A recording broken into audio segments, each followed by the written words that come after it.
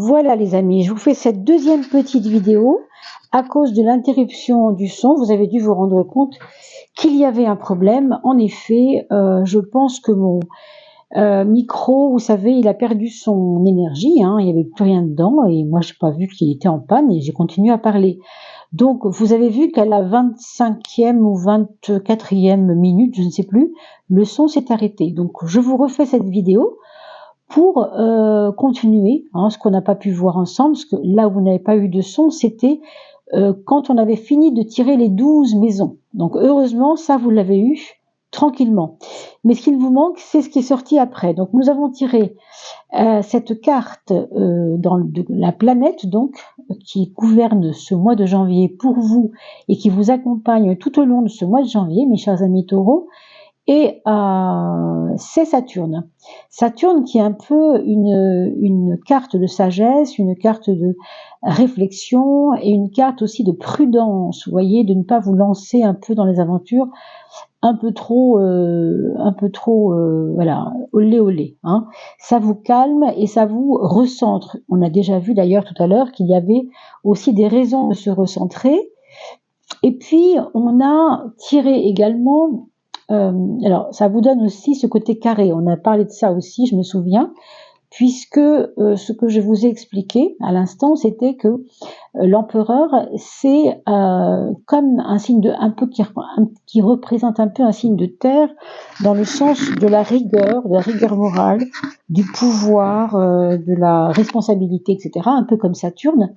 Et je vous disais aussi que le Taureau est un signe de terre, comme le Capricorne, qui justement est gouverné par Saturne, d'où ma petite allusion au Taureau, à l'empereur et au Capricorne en même temps. Il y avait aussi ce lien.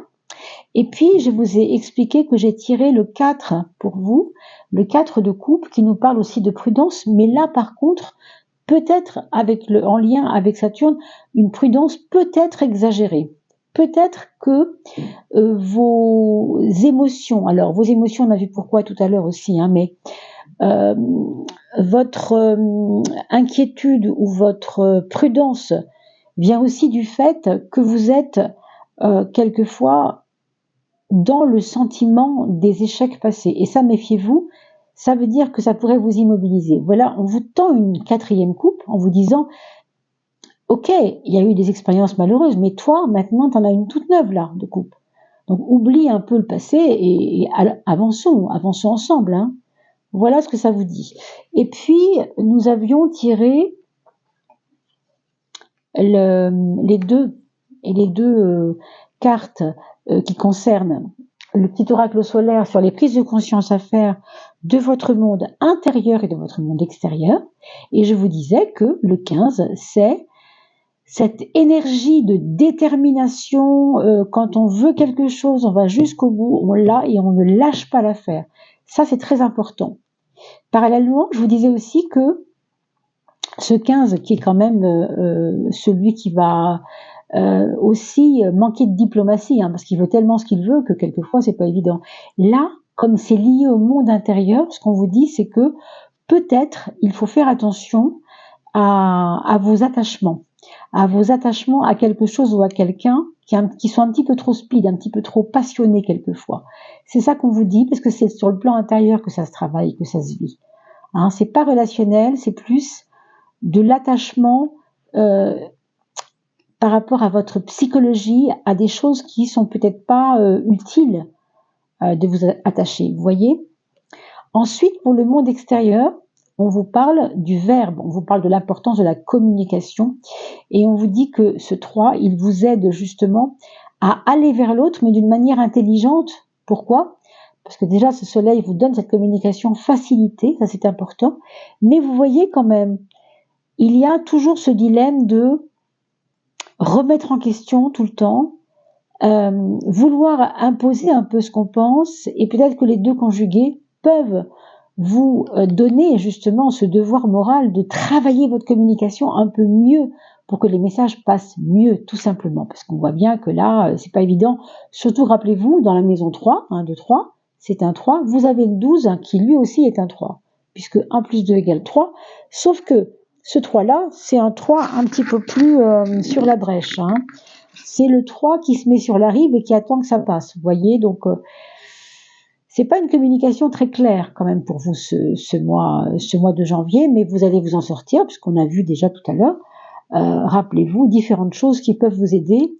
Déjà la nature, vous posez un petit peu, essayez de vous écouter vous-même aussi, hein, toutes ces choses, on a déjà vu tout à l'heure.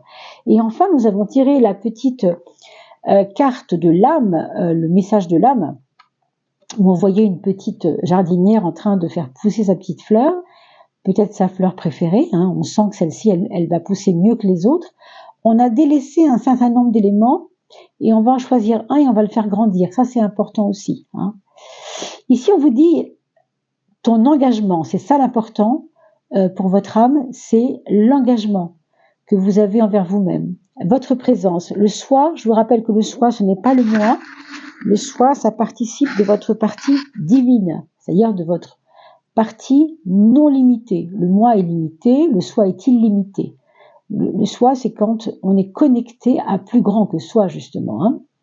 L'ancrage, plus grand que le moi, je veux dire. L'ancrage, évidemment, c'est cette détermination que vous avez absolument puissante, hein, et aussi votre sens des responsabilités. Ce sera vraiment un moi qui va être basé là-dessus. Et pour votre part de responsabilité, on vous dit que le courage est évidemment de mise.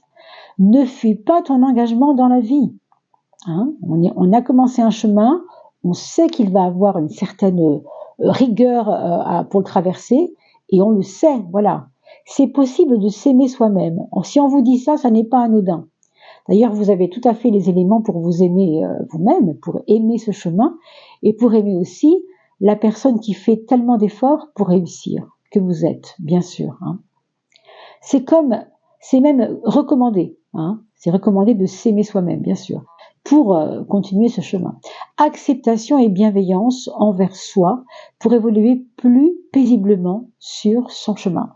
Voilà, mes amis, je pense que là, pour le coup, vous voyez, on revoit aussi ce sphinx qui est en face de ce passage. Il faut qu'il saute, c'est son chemin, il a des choses à surpasser peut-être, hein. Mais n'oubliez pas de vous nourrir de choses saines, la source, hein, votre cycle de purification, et puis vos balades, comme je vous ai dit tout à l'heure, n'oubliez pas non plus. Tout ça, ça va avec, évidemment, hein.